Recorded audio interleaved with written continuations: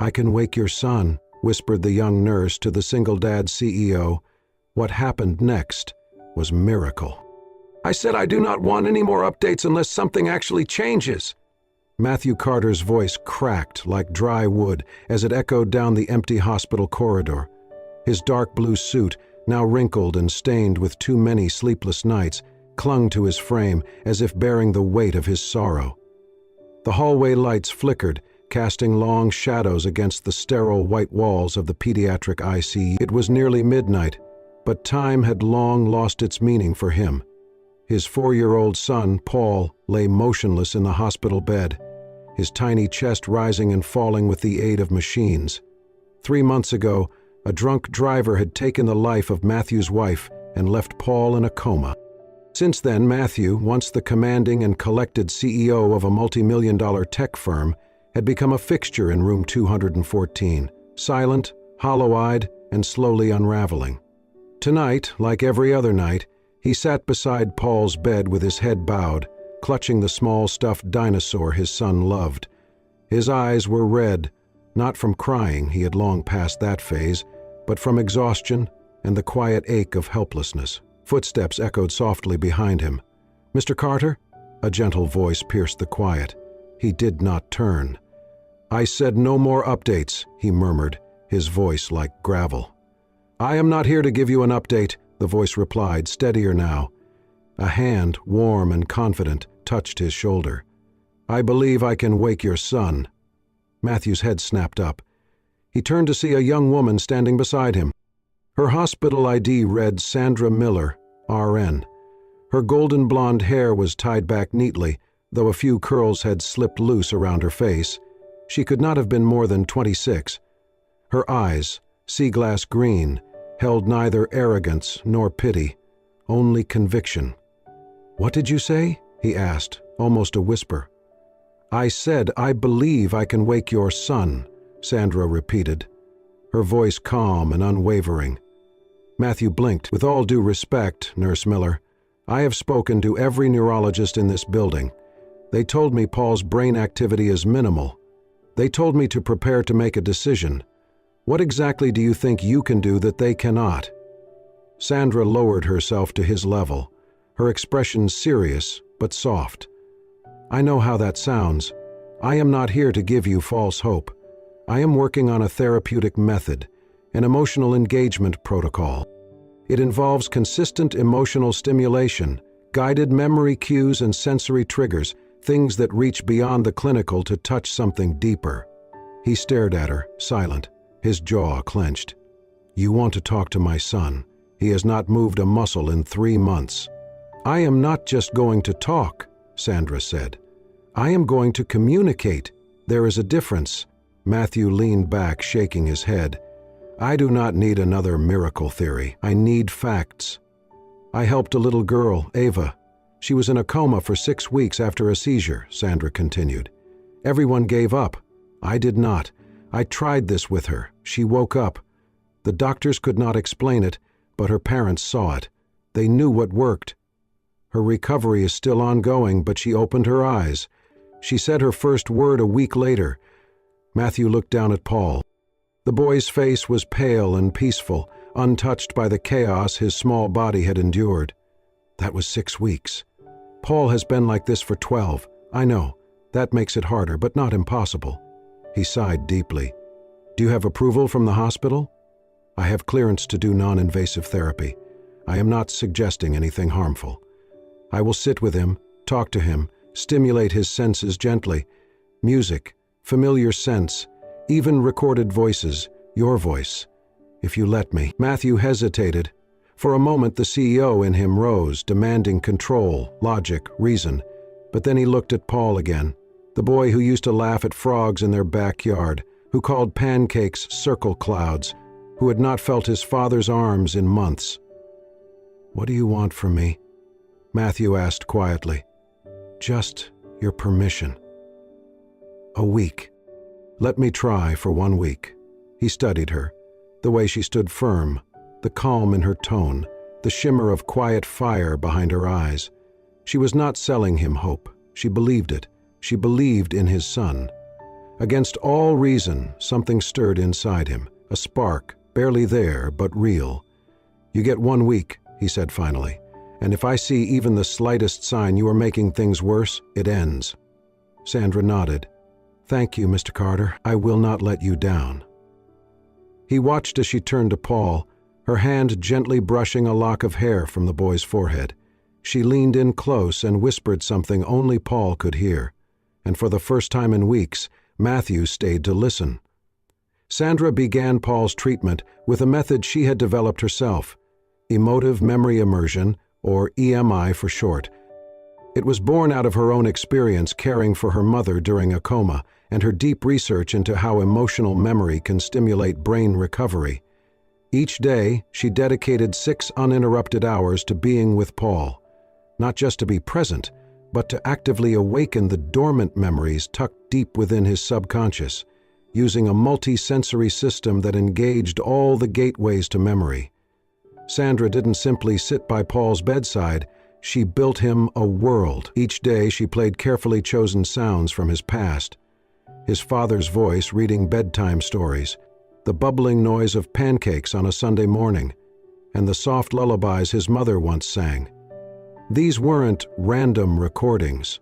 They were fragments of a life Paul had once known, arranged in a rhythm that matched the days he used to live. She filled the room with familiar scents too, the sweet warmth of vanilla orange baby shampoo, the buttery comfort of pancakes, even the smell of wet earth after rain. She found ways to recreate them through oils and diffusers, layering the air with memory. From old home videos, Sandra learned how Paul's mother used to stroke his hair, pat his back in slow rhythms, hold him just so when he was tired. Sandra repeated those gestures exactly, gentle, careful, as if her hands could whisper to his skin what words could not. Even the light was part of the therapy. She used a color system to match each moment of the day, amber for motherly stories, soft blue for tales of outdoor play, lavender when it was time to sleep. The room shifted with emotion, like a storybook Paul could feel around him. And every day followed a script, a made-up routine that mirrored the life Paul once had. Sandra would greet him like his mom used to, tell him it was time for lunch with Dad on the balcony, walk him through an imaginary trip to the park, holding a pretend leash for his toy dinosaur. At night, she'd bathe him in words, dress him in memory, and lay him down with the same old dinosaur book, finishing with a song she barely remembered learning. At the end of each session, she'd place one hand over Paul's heart, the other over her own, and breathe slowly, in and out, together. She called it heart sync. No machines, no monitors, just a human rhythm, shared. A quiet conversation between souls.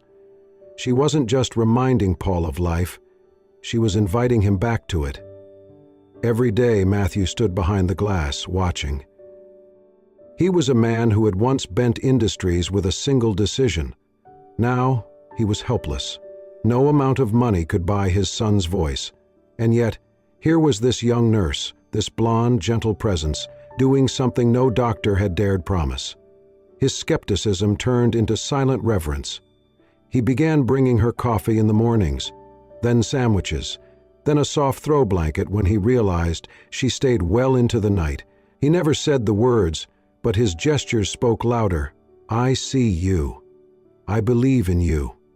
One night, as Sandra sang to Paul under the soft orange glow of the memory lights, Matthew watched, with a clenched jaw and a heavy chest. The glow reminded him of the hospital room the night his wife died, her half-open eyes, the final glance toward their son. He had held her hand and whispered, "You don't have to worry about him. I will take care of our boy." That promise had become both his anchor and his burden. Then, on the 12th night of treatment, it happened. Sandra had just finished telling Paul a bedtime story about a rocket ship going to the moon. She leaned down to brush his hair and noticed something unusual. A tear. It slid silently from the corner of Paul's left eye, leaving a glistening trail down his cheek. She froze. "Paul?" she whispered, her hand gently cupping his face. No change, no flinch, But the tear was real, warm and human. She rushed from the room, her voice trembling. "Matthew, come now, Paul!" Matthew ran in, breath caught. He followed her gaze and saw it, the unmistakable trail of moisture on his son's cheek.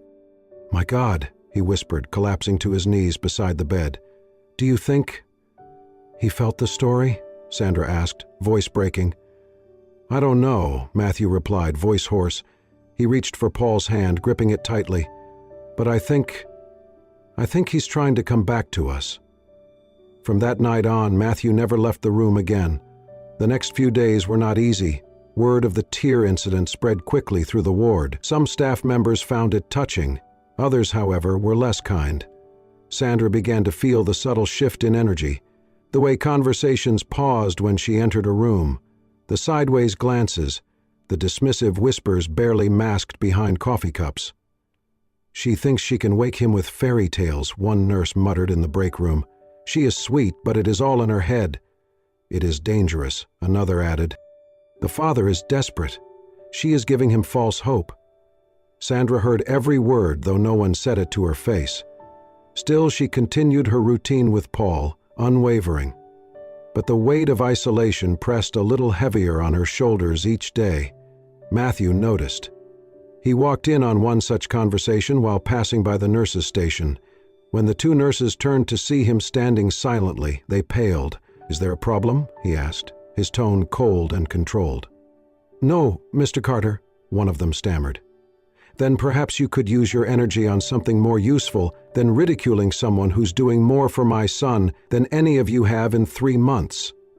The silence that followed was complete. Later that day, Sandra found a single white rose left on her workstation. A note was tucked beneath it, written in neat, deliberate handwriting. "Do not let the noise drown out what only your heart can hear. M." From then on, a quiet understanding formed between them. They began to speak outside of Paul's room. Sometimes it was just passing comments about the weather or the hospital coffee. Other times, it was more, deeper. One evening, as they sat near the window overlooking the city lights, Sandra shared a piece of her own past. "My mother had a stroke when I was 20, she said, her voice soft. "The doctors told me she would never wake up, but I refused to believe that. I moved back home, took care of her every day, read to her, sang to her, even when it felt like I was talking to the wind." Matthew watched her face closely, noting how her expression carried both pain and pride. "And?" he asked. 2 years later," she said, her eyes lighting up faintly. "She opened her eyes. She remembered my name." He was quiet for a long time. Then, almost in a whisper, "That is why you believe in Paul." Sandra nodded. "It is not blind hope, it is memory and love." The following night, Matthew went looking for Sandra after her shift. He had brought a book Paul used to love, one about trains, and wanted to see if she would read it to him, but she was not at the desk, nor in the break room. Something tugged at him, a quiet concern. Then he remembered the chapel. The hospital chapel was always dim, hushed, its stained glass windows glowing softly in the moonlight. He stepped inside, careful not to make a sound. There in the last pew sat Sandra. Her head was bowed, her hands clasped. Silent tears streamed down her cheeks. She was completely alone. Matthew stood there for a moment, torn. Then, gently, he slipped off his coat and walked to the pew behind her. Without a word, he laid the coat over her shoulders. He tucked a small folded note into her hand and left quietly. When Sandra opened the note minutes later, her breath caught. "You're not alone in this, Matthew." She held it to her chest and wept, not from loneliness this time, but from something she had not allowed herself to feel in a long time. Belonging. The first time it happened, it was so subtle that Sandra almost missed it.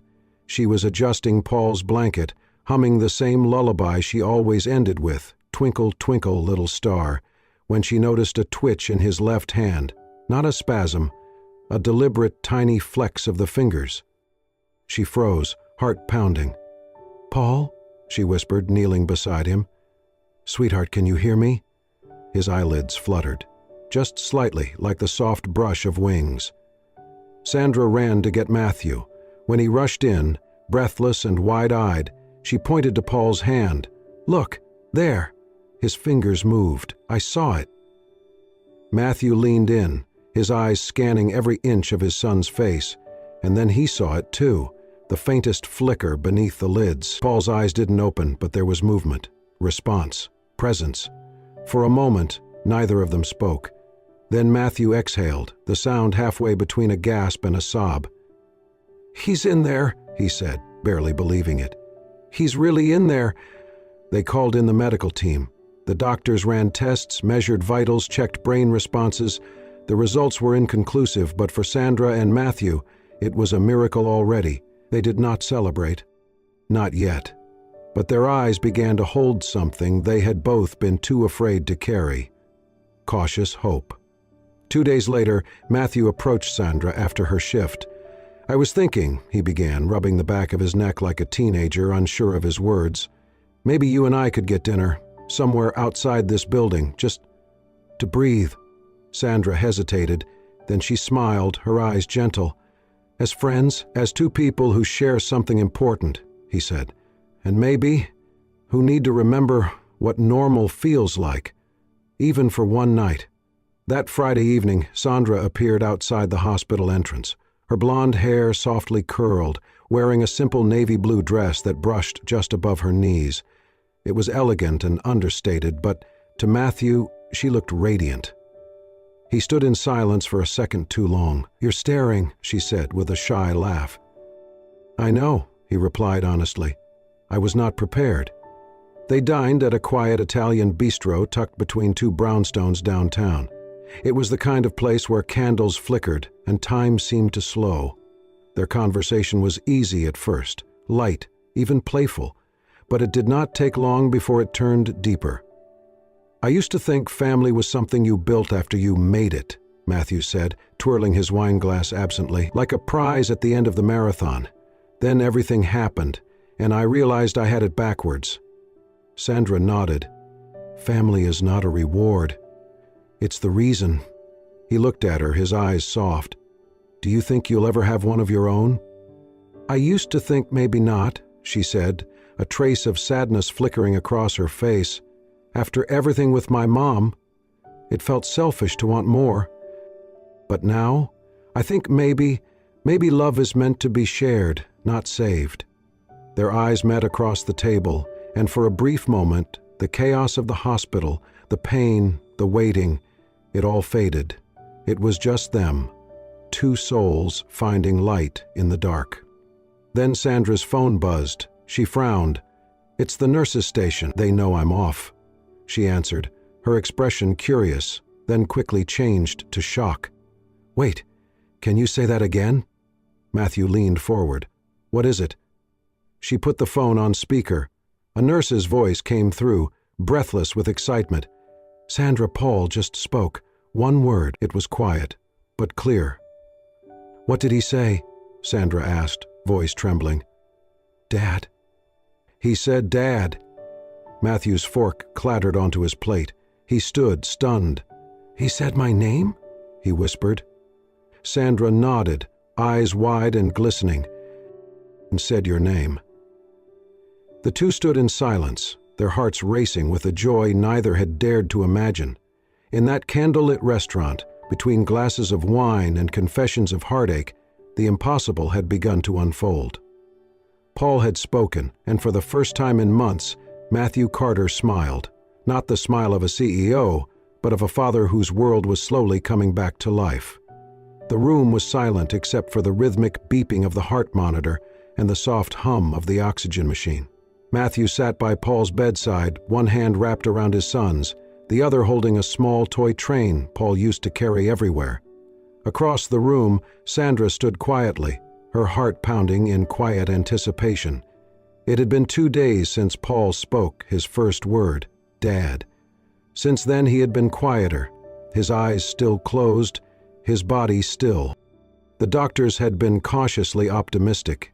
Words, they said, could be involuntary, a reflex, not necessarily conscious.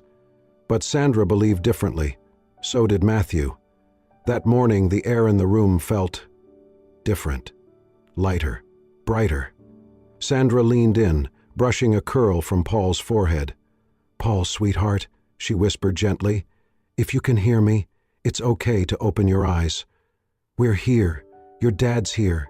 I'm here." And then it happened. Slowly, with a delicate flutter like leaves in the breeze, Paul's eyelids parted. At first, just a sliver of light revealed beneath. Then, wider, his eyes opened fully, blinking against the soft light of the room. Matthew froze, breath caught in his throat. "Paul?" he whispered, unable to trust his voice. Paul turned his head slightly toward the sound. "Daddy?" he said, hoarse but clear. Matthew fell to his knees beside the bed, choking on a sob as he cradled Paul's hand in both of his. "I'm here, buddy. I'm here. I've got you." Paul's gaze slowly drifted past his father and landed on Sandra. His lips curved just slightly into the beginning of a smile. "Angel," he whispered. Sandra gasped, her hands flying to her mouth. She could barely speak. Did he just? Matthew turned to her, his eyes already overflowing. "Belle called you his angel." Tears streamed down Sandra's face. She knelt beside Matthew, her hand brushing against Paul's. "Hey there, sweetheart," she said softly, her voice shaking. "You remembered me." Paul reached toward her, his small arm trembling, and wrapped it around her neck in the gentlest of hugs. And that was when the room changed. The door opened and two nurses stepped in, their casual postures vanishing the second they saw what was happening. One of them called for the doctor, who rushed in moments later, followed by more staff. Monitors were checked, pupils examined, vitals recorded, but none of them could explain what they were witnessing. "He shouldn't be this responsive so soon," one of the doctors said quietly to another. "His brain scans barely showed high perpendicular patterns last week." "Spontaneous neurological recovery," another guessed. But Matthew knew better. So did Sandra. This wasn't random. This wasn't science. This was love. This was patience, and storybooks, and lullabies sung into the dark. This was months of unwavering faith. This was a miracle born not of medicine alone, but of something far more powerful. Sandra remained kneeling beside the bed, one hand still resting lightly on Paul's shoulder. He had not let go of her. His small body leaned toward hers with the quiet trust of a child who had known her in the deepest part of his unconsciousness. Matthew, still beside them, pressed a kiss to his son's forehead. He looked up at Sandra, his voice raw with emotion. "You did this," he said. "You brought him back." "No," she whispered. "He came back because you never gave up." But Matthew shook his head. "No, I never would have made it this far without you." Paul let out a sleepy sigh, closing his eyes again, but this time not in coma, but in rest, in safety. The kind of rest only a child can have when they know, truly know, that they are surrounded by love. And in that quiet moment, surrounded by doctors, nurses, and machines that no longer mattered, a boy, a father, and a young nurse became something more than survivors. They became a family. The garden behind Matthew's townhouse was simple but beautiful, lined with soft string lights and surrounded by blooming hydrangeas and gentle lavender. The evening air carried a hint of spring warmth, and everything about the setting felt like a quiet celebration of life. Sandra stepped through the back gate, wearing a soft cream dress and holding a small wrapped gift in one hand. She had not expected anything extravagant, just a thank you dinner. But the moment she saw the table set under a canopy of golden lights and Paul seated happily with a paper crown on his head, her heart caught in her throat. Matthew smiled as he walked toward her. "You made it." "You said it would be a simple dinner," she replied with a teasing glance, her voice barely steady. "This looks like something out of a movie," he chuckled. "Let's just say I had a little help from a certain 4-year-old with very strong opinions about balloons and cupcakes." They ate on the patio, laughing softly as Paul devoured frosting with no shame. Music drifted gently in the background.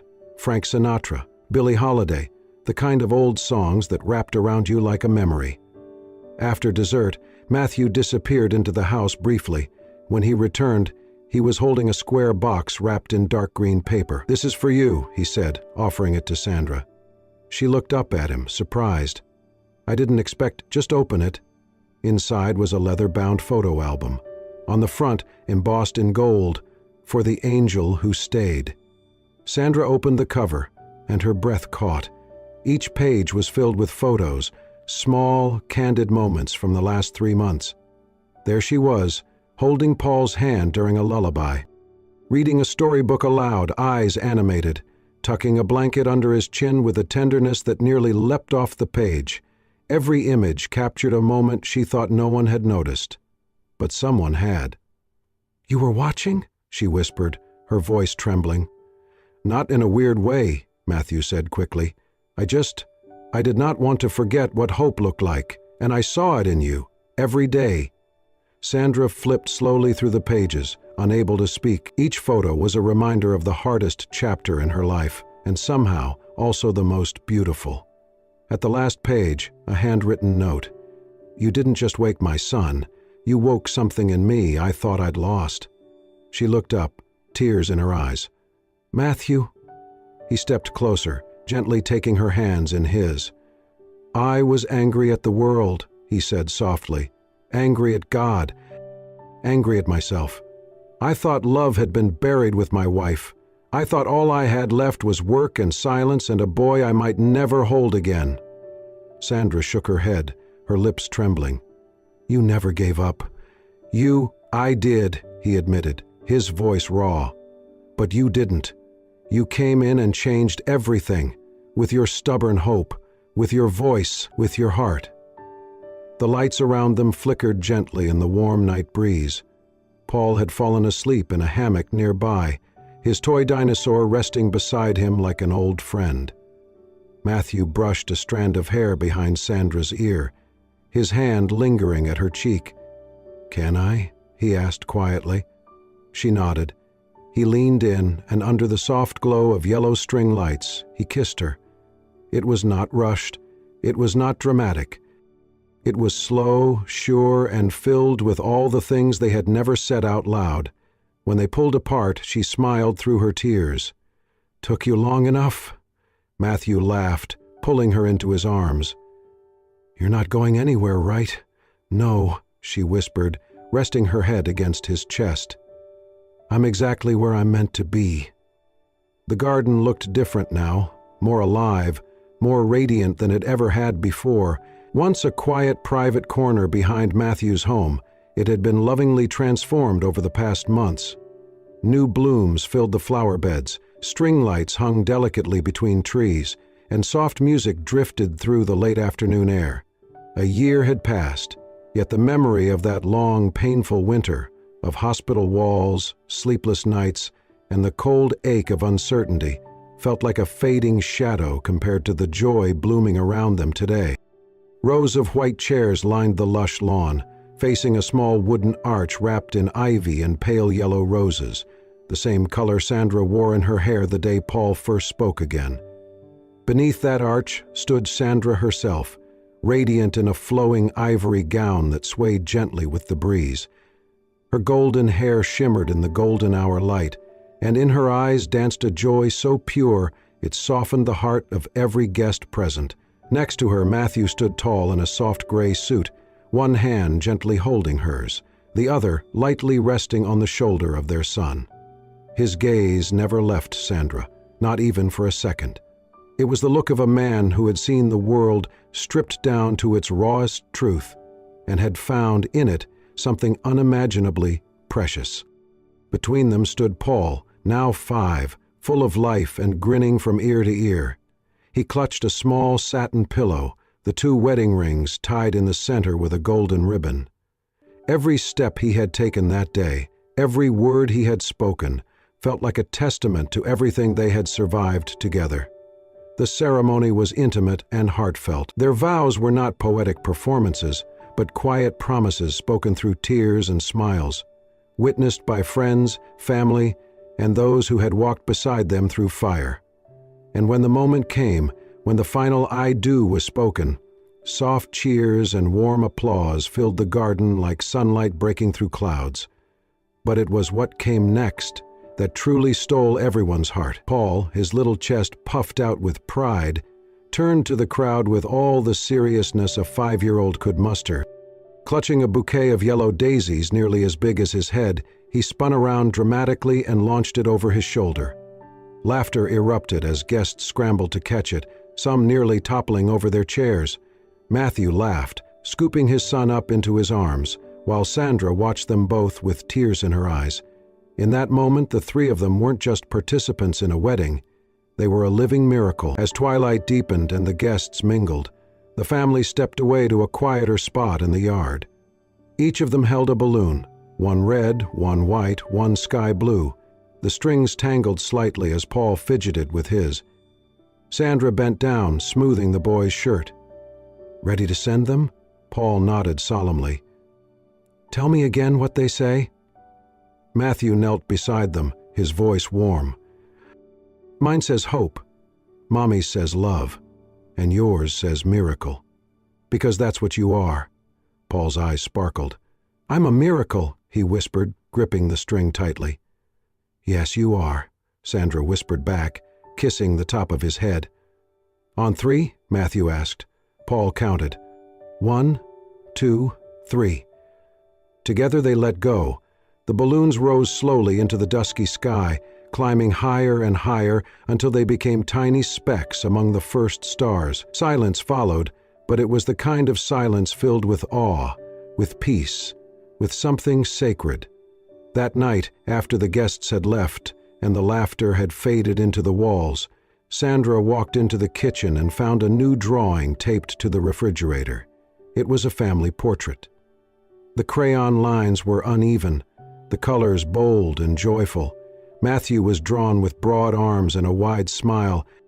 Sandra wore a bright yellow dress, her hair in long golden waves, and right in the middle stood Paul, holding both their hands, his face round and beaming. Above them, written in shaky but proud block letters, was a single word: home. Sandra stared at it for a long moment, her heart stretching with gratitude. They were not just survivors, they were a family. Narration, calm and reflective, came in Matthew's voice, woven over the soft image of evening settling over their home. "I thought I had everything," he began, his voice deep and steady. "I had built an empire, controlled markets, closed deals worth millions with a single phone call. But none of it mattered when I stood beside my son's hospital bed, praying for him to just squeeze my hand." The screen showed flickers of memory, Matthew pacing the hospital hallway, Sandra reading softly to Paul, the flicker of Paul's eyelids opening for the first time. "I thought strength was about never breaking, about staying composed no matter what. But the truth is, real strength is the courage to break, and still choose to keep loving." There was a long pause, then softer still he continued, "Sometimes it takes the kindness of a stranger to bring us back to life. Sometimes healing comes wrapped in the voice of someone who refuses to give up, someone who sings lullabies to silence, reads stories to shadows, and dares to believe in the impossible." The scene shifted to their living room, warm and softly lit. Sandra sat on the couch, her arms gently cradling Paul, who had fallen asleep in her lap, one small hand clutching his favorite dinosaur. Her head tilted slightly as she drifted off, her breathing slow, peaceful. Matthew entered quietly, wearing a t-shirt and flannel pajama pants. He paused in the doorway, smiling at the two people who had reshaped his world. He crossed the room slowly, careful not to wake them. Reaching for a knitted blanket draped over the armchair, he unfolded it gently and laid it across them. His hands lingered for a moment, fingers brushing Sandra's shoulder, then Paul's hair. He sat down nearby, resting his elbows on his knees, and watched them with eyes full of quiet gratitude. "Life doesn't come with guarantees," his voice continued in narration. "There will always be losses that knock the wind out of you, but sometimes, if you're lucky, you'll meet someone who reminds you how to breathe again." The last shot zoomed out slowly, the soft light glowing from their home, the peaceful night surrounding it. A single phrase appeared on the screen, written in Paul's unmistakable crayon handwriting. Love brought me back. And then the screen faded to black. If this story touched your heart, reminded you of the power of love, or simply made you believe in miracles again, please consider subscribing to Soul Stirring Stories. Here, we celebrate the beauty of human resilience, compassion, and the quiet heroes who change lives one gentle act at a time. Turn on the notification bell so you never miss a story that just might warm your soul or bring tears to your eyes. Because sometimes, all it takes is one story to heal a heart. Thank you for watching.